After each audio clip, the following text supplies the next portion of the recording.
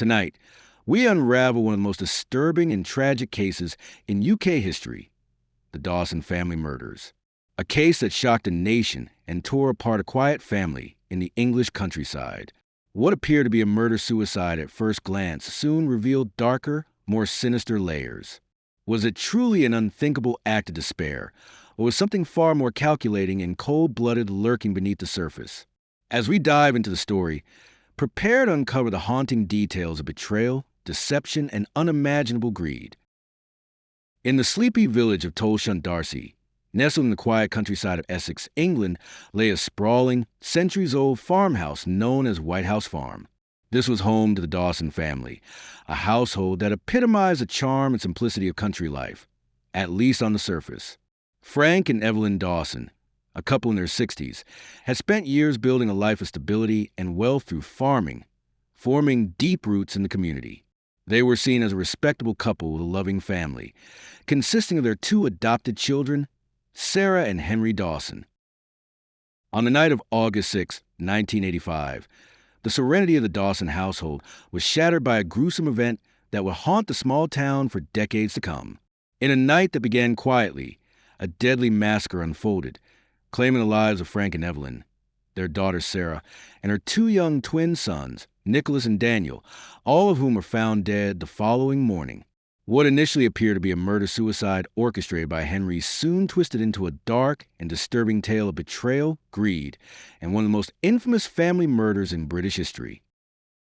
It was around 3 a.m. on August 7th when the local police station received a frantic call from 24-year-old Henry Dawson.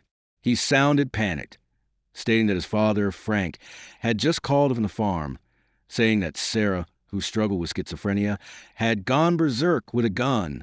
According to Henry, his father's voice was filled with fear, and then the call went silent. Officers rushed to the scene, prepared for worse, but what they found inside the house was beyond what any of them had anticipated. Upon entering White House Farm, the police were met with a scene of horror. Frank's body was found in the kitchen, badly beaten and shot multiple times, with clear signs of a struggle. His wife, Evelyn, lay dead upstairs alongside the bodies of Sarah and her two young sons, Nicholas and Daniel, who were just 6 years old. Each family member had been shot several times, and Sarah's body lay near a rifle, suggesting she might have been responsible. Her hand loosely rested near the weapon, her lifeless face framed by a calm expression that contrasted sharply with the brutal reality around her. At first, the scene and Henry's account seemed to point to a tragic murder-suicide. Sarah, known by her family as Danso, due to her delicate beauty, was diagnosed with paranoid schizophrenia and had a history of psychotic episodes. She had struggled with her mental health for years, and her parents worried for her as she raised her two young sons alone. With this background, it wasn't a stretch to believe Sheila might have suffered a psychotic break, leading to the massacre. However, as the police began a deeper investigation, details emerged that cast doubt on the initial assumptions. Forensic evidence and inconsistencies began to accumulate, turning the case on its head. The positioning of Sarah's body and the rifle seemed strange. For one, the rifle was too long for her to have easily used it on herself in the way she was found. The blood splatter patterns and trajectory of the gunshots were also inconsistent with a self-inflicted wound, leading experts to believe the scene had been staged. Further scrutiny revealed that the bodies had been disturbed post-mortem, as though someone had repositioned them to create the appearance of a murder-suicide. Gun residue tests on Sarah's hands were inconclusive, casting further doubt on her role as the killer. The case, one seemingly straightforward, had turned murky, and suspicion began to shift to the only remaining family member, Henry Dawson. Henry's behavior, both before and after the murders, started to raise red flags. Friends and family noted how curiously calm he had been, even joking with friends and seemingly unperturbed by the violent deaths of his entire family. While he had initially appeared distressed on the phone with police, his demeanor at the crime scene and afterwards struck investigators as odd. Some witnesses later recounted that Henry had been seen laughing and casually interacting with people just hours after the tragedy was discovered. As investigators delved further into Henry's life, a troubling pattern of motives and potential lies began to surface. Henry was the adopted son of Frank and Evelyn, brought into the family after the couple struggled with infertility. Though he was loved and cared for, Henry's relationship with his parents, especially his father, was fraught with tension. Frank was a stern, religious man with high expectations, and he had begun to grow concerned about Henry's lifestyle and his desire for a life of wealth without hard work. Financially, the Dawson were quite well off. White House Farm, the family business, and other assets meant a significant inheritance awaited Henry if his parents and sister were no longer alive.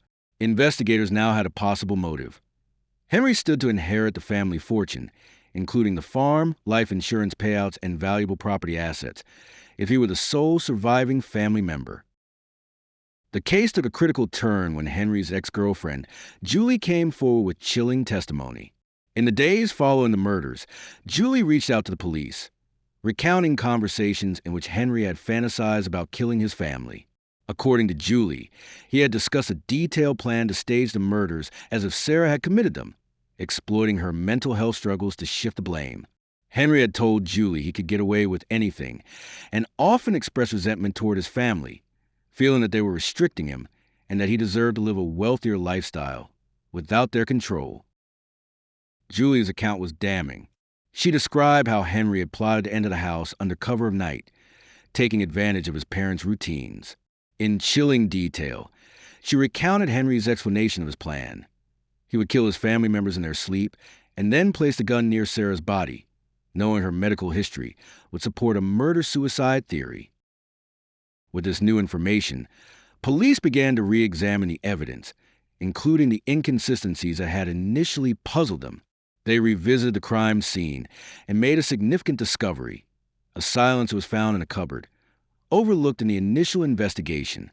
The silencer bore traces of Sarah's blood, a detail that made it nearly impossible for Sarah to fire the gun on herself without the silencer. This discovery contradicted the murder-suicide theory, instead supporting the idea that Henry had used the silencer to muffle the gunshots, later hiding it to strengthen his alibi. The authorities now believe that Henry had executed a premeditated plan, killing his family and using Sarah's mental health condition to frame her for the murders. According to the new theory, Henry entered the farmhouse in the early hours of the morning, methodically shooting his family members, with Frank putting up the most intense struggle. The kitchen where Frank's body was found showed signs of a violent confrontation, with overturned furniture and blood splatter on the walls indicating a desperate attempt to fight back. But in the end, he was overpowered, and Henry's brutal plan succeeded. In October 1986, more than a year after the murders, Henry Dawson was arrested and charged with the murders of his parents, sister, and nephews. The trial that followed was one of the most sensational in British criminal history. The prosecution presented Henry as a cold, calculating killer who was motivated solely by greed, willing to commit the ultimate betrayal against his own family to secure his inheritance. In October 1986, more than a year after the murders, Henry Dawson was arrested and charged with the murders of his parents, sister, and nephews. The trial that followed was one of the most sensational in British criminal history. The prosecution presented Henry as a cold, calculating killer who was motivated solely by greed, willing to commit the ultimate betrayal against his own family to secure his inheritance. Throughout the trial, Henry maintained his innocence, pointing to Sarah's mental illness and insisting she was responsible.